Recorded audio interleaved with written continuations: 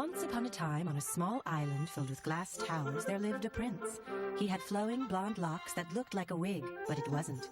Anyway, this prince had everything a man could ever want, but was still not happy. All my life I've pretty much known Democratic presidents. 8 years for Clinton, 8 years for Obama.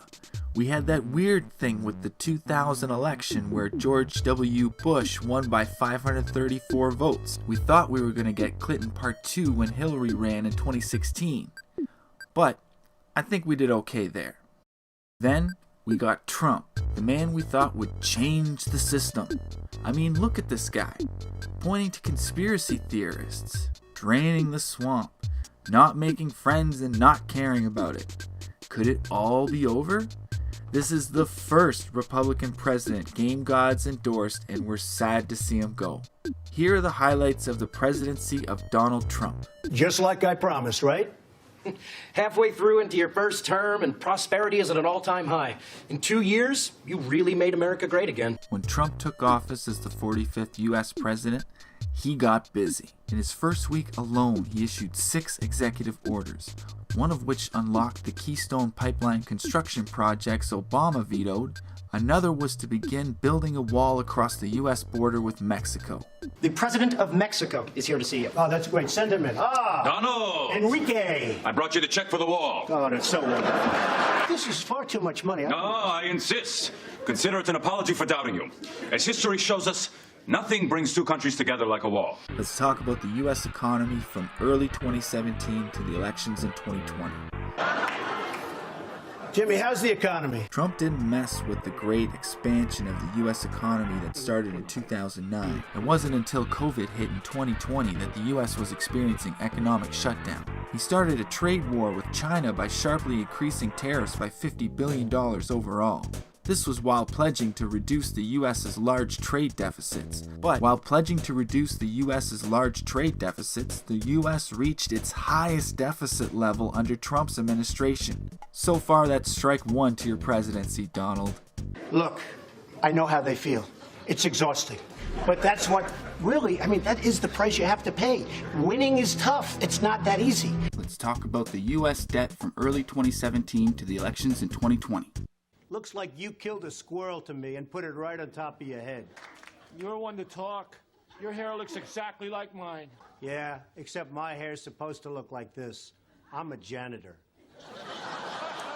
The trade war Trump initiated in 2018 didn't achieve the primary objective of reviving American manufacturing or restoring factory production. While Trump promised to eliminate the national debt in 8 years, the U.S. budget increased by 50% during his presidency to nearly $1 trillion. He approved increases in government spending as well as a 2017 tax cut. This doesn't work. When he took office, the U.S. debt was $19 trillion. Now it's $26 trillion. Ouch! Strike two, Donald. Let me look at you.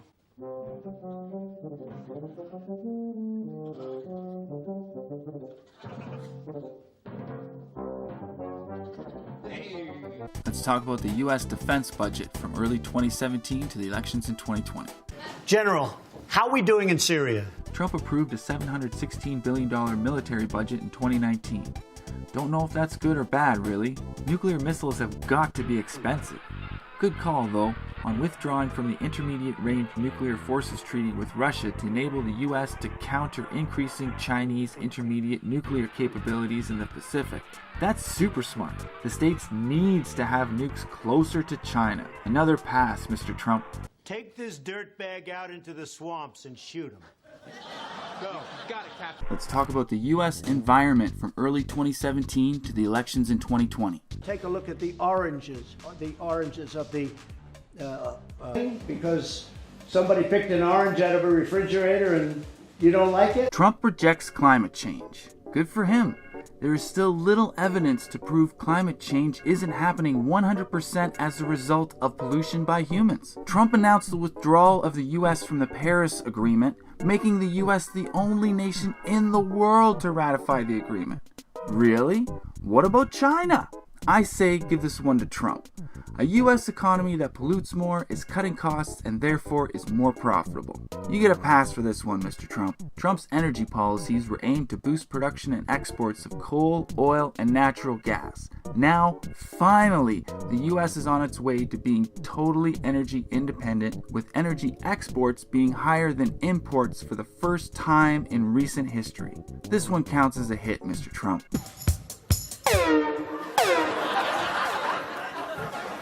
Let's talk about deregulation in the U.S. from early 2017 to the elections in 2020. You got to start doing it over here, and you really have. I mean, you've really put a big investment in our country. We appreciate it very much, Tim Apple. During his presidency, Trump dismantled many federal regulations on health, labor, and the environment, among others. Makes sense? He's a Republican. In fact, he's the first president to sign more than one CRA resolution. During his first 6 months as president, he delayed, suspended, or reversed 90 federal regulations. This one's tough to call. It's hard to determine whether these regulations benefited the American people or American companies. Let's say this is neither a hit nor a strike, Donald. We will say this. His policy of eliminating 2 prior regulations for every 1 new regulation would have had long-lasting ramifications had he served 2 terms as president.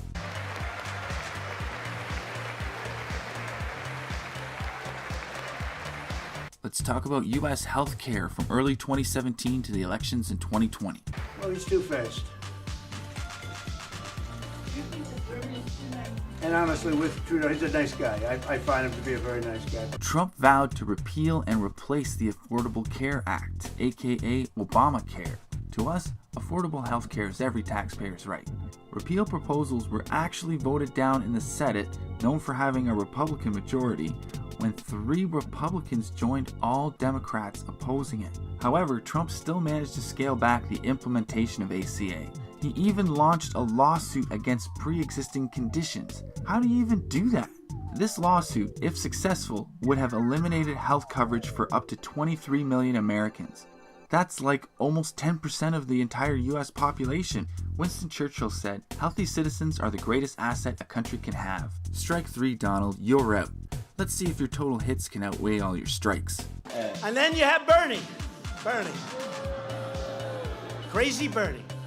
You got a choice between Sleepy Joe and Crazy Bernie. Let's talk about social issues in the U.S. from early 2017 to the elections in 2020. Let's get wet breakfast, baby. Thank you, folks.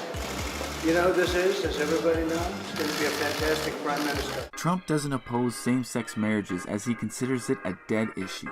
Good for him. He's moving on with the rest of the country. Although he's pro-life, he allows for exceptions in certain cases.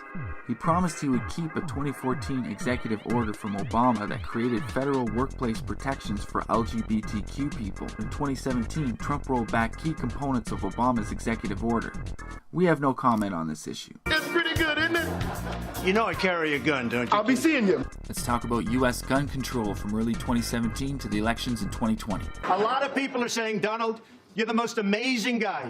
You're brilliant, you're handsome, you're rich, you have everything going. The world is waiting for you to be president. We believe in personal freedom, including the right to own a gun to protect your home and family. Trump was initially opposed to gun control, but after several mass shootings, Trump said he would introduce legislation to curtail gun violence, but abandoned the idea in 2019. While probably no one likes mass shootings, it seems like gun control under Trump was neither a hit nor a miss. Hey, can you hold these for me? I'm not going to touch you. Get out of here. Let's talk about U.S. marijuana laws from early 2017 to the elections in 2020. Cock-a-doodle-doo, folks. I'm Donald Trump. Trump has taken an anti-marijuana position. Strike. Moving on. In fact, he even revoked Obama-era policies that provided protections for states that legalized marijuana. Strike 4, Donald. Moving on. Let's talk about capital punishment in the U.S. from early 2017 to the elections in 2020. Everyone loves the new laws you tweeted. Terrific. Just terrific. Trump favors capital punishment. We feel it's a waste of money to spend $100K a year feeding and providing housing for inmates convicted of capital crimes. In fact, the first federal execution in 17 years took place under the Trump administration. 5 more took place after that, making Trump higher than all his predecessors combined going back to 1963 when the US government famously supposedly executed its rogue president John F. Kennedy. If you're willing to do the crime, you should be willing to pay the price, not just do the time. Eye for an eye, baby. This one counts as a hit, Mr. Trump. Nothing like having a nice private dinner. One of the great photographers of the world. One of the make us look very good. Let's talk about the US military's use of torture during interrogation from early 2017 to the elections in 2020. And don't raise your voice, please. This isn't like dealing with Trump. 네, 목소리 크게 하지 마십시오. 나하고 얘기하는 게 아닙니다. 매우 궁금해하는 것 같습니다. Trump supports the use of waterboarding, and, according to him, a hell of a lot worse methods. We say, why the hell not? If our enemies overseas and the Russians are doing it, not doing so would weaken our intelligence gathering capabilities. Still, this one could be considered neither a hit nor a miss. I have not spoken to the president about that. Would you like some nice ISIS fighters? I can give them. You can take everyone you want. Let's be serious. Let's talk about presidential pardons in the US from early 2017 to the elections in 2020. How's that keyboard sound there, Mr. Trump? Here's where the rubber hits the road. Presidential pardons. In the final days of Trump's presidency, he did pardon 140 individuals, including Lil Wayne and Steve Bannon. In 2017, Trump pardoned Joe Arpaio, former Arizona sheriff who was convicted for disobeying a court order to halt racial profiling of Latinos. In 2018, he pardoned Navy sailor Christian Saucier, who was convicted of taking classified photographs of a submarine.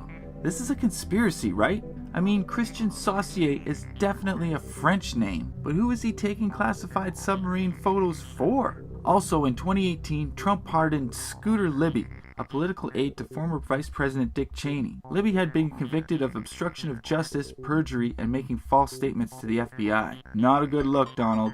You're playing favorites to past Republicans. Also in 2018, Trump pardoned conservative commentator Dinesh D'Souza, who was convicted of making illegal political campaign contributions. Now you're also playing favorites to past Republican supporters, Donald. Finally, in 2018, Trump commuted the life sentence of Alice Marie Johnson, a non-violent drug trafficking offender, following a request by Kim Kardashian.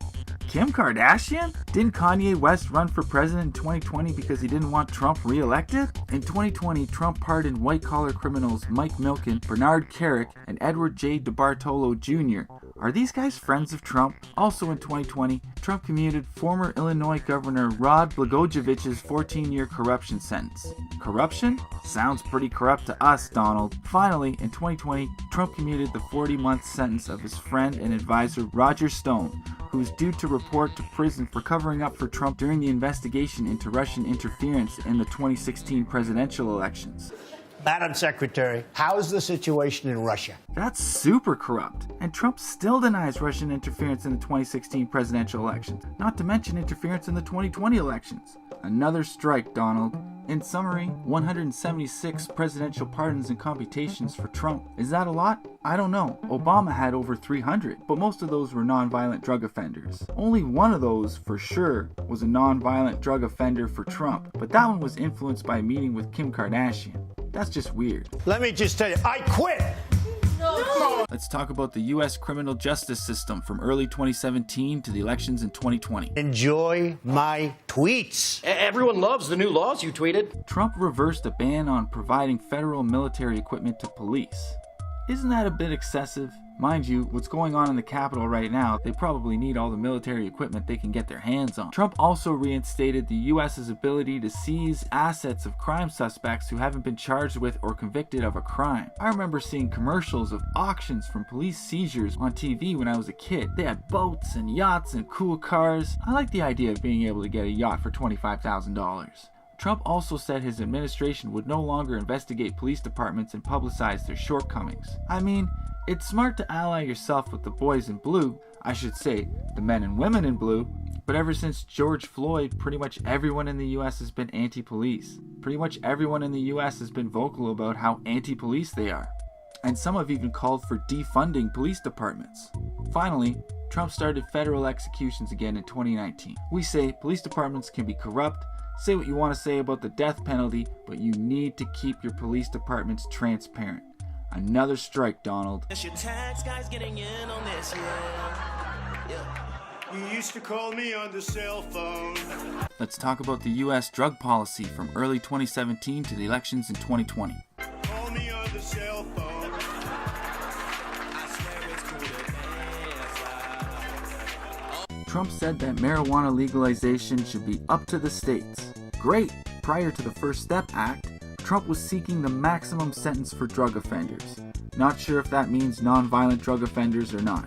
Drug dealers should definitely be punished if they're dealing anything other than marijuana, so that could be a good thing. Trump also introduced the First Step Act. Great idea! Let's rehabilitate our prisoners by expanding job training and early release programs, and decrease mandatory minimum prison sentences for non-violent drug offenders. But let's also reduce funding from the proposed $75 million to only $14 million. That makes sense. In the end, this should neither be a strike nor a hit. Trump had good intentions, just poor execution. Let's talk about the U.S.'s contributions to disaster relief from early 2017 to the elections in 2020. Well, that was a hard one. It's only going to get harder. That's what she said. What did you say? Trump signed into law $15 billion of relief for Hurricane Harvey in Texas and Irma in Florida, but only $3.67 billion for Puerto Rico. Well, since Puerto Rico is not in the U.S., his reasoning to provide more relief to his own country just makes sense. This one counts as a hit, Mr. Trump. I'm primarily occupied with my real estate holdings, my best-selling books, and making love to women who've won prizes for their beauty. But not anymore because I have a great girlfriend. That's true. The point is, I can't win. See, you can't win. Okay, let's compare the hits versus the strikes. I wish you were a little bit taller, to be perfectly honest. But for a mother of three, you've got a really tight little body. So far, former President Trump has 4 strikes and 3 hits, meaning that his presidency was a strikeout. However, he sort of got 2 hits in the environment section, so factoring in his additional hit, it's a draw. He was neither a good president nor a bad president. Ranking him number 44 out of 44 presidents on the Gallup poll doesn't really make a lot of sense. More presidents have done less and have had less memorable presidencies, so we do believe that's an unfair assessment. This is Pat Andrew for Game God signing off. And the moral of this story is, although you may not find happiness as a billionaire, you sure as hell won't find it at the bottom of a swamp in Jersey. The end. I'm Donald Trump, and I in no way, shape, or form approve of this message. I got motherfucking spaceship. Oh, fuck. Oh, cool. I got it.